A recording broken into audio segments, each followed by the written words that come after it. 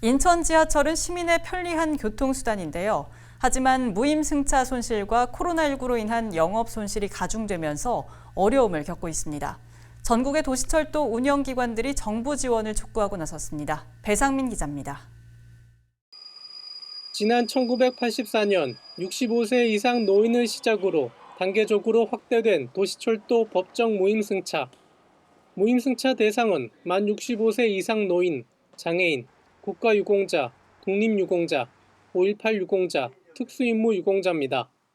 고령화 사회로 접어들면서 무임승차 손실은 급증하고 있습니다. 최근 4년간 6개 도시철도 운영기관의 무임승차 손실 비용은 2조 3,238억 원, 인천교통공사도 1,000억 원에 육박합니다. 여기다 최근 코로나19 사태로 승객은 급감했지만 혼잡도 해소를 위해 열차 운행 간격은 평소와 같게 유지하면서 손실도 커지고 있습니다.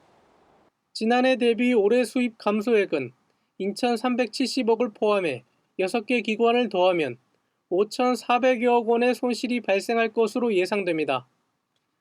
무임 손실 비용을 국비로 보전받는 코레일과 달리 지방 도시철도 운영기관은 정부의 지원 없이 이 모든 영업 손실을 떠안아야 하는 상황. 지하철 1호선 같은 경우에는 개통한 지 21년이 넘었습니다만은 그만큼 지금 상당히 시설이 노후화됐고 전동차도 노후화됐습니다. 그에 따라서 그 노후 시설을 계속 리모델링을 해야 되는데 그런 비용이 상당히 조달되기가 어려운 상황이 있습니다. 이에 서울, 부산, 인천, 대구, 광주, 대전 등 6개 도시철도 운영기관 노사 대표들이 공동 건의문을 채택했습니다.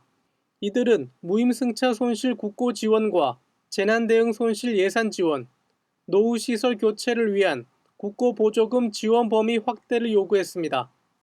수속에 따르는 공익 비용도 상당히 지금 계속 증가되고 있지만은 금년에는 특히 코로나19로 인해 가지고 어떤 고객이 급감을 해서 이에 따르는 손실 비용이 계속 커지고 있습니다.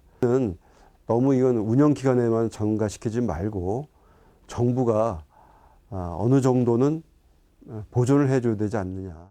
이런 가운데 민주당 민홍철 의원은 도시철도 이용 시 무임수송 비용을 국가나 해당 서비스를 요구한 자가 부담하도록 하는 내용의 도시철도법 개정안을 지난달 발의했습니다.